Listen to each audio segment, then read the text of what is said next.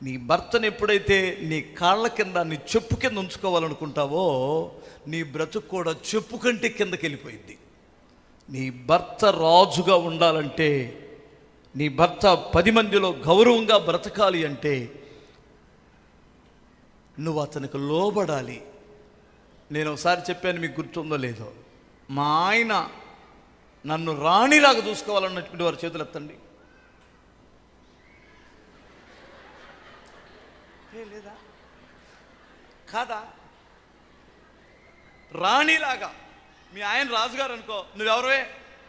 రాణిలాగా ఉండాలన్నా, నేను రాణిలాగా బ్రతకాలన్నటువంటి వారి చేతులు ఎత్తండి.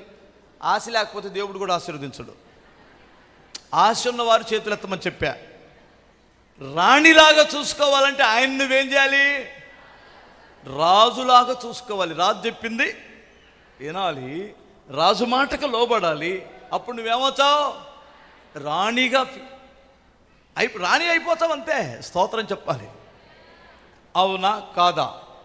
2 చేతులు చెప్పండి ఒకసారి. ఇప్పుడు నాతో ఒక్క మాట చెప్పండి. ఇప్పుడు దాకా మీ పక్షాన్ని మాట్లాడు.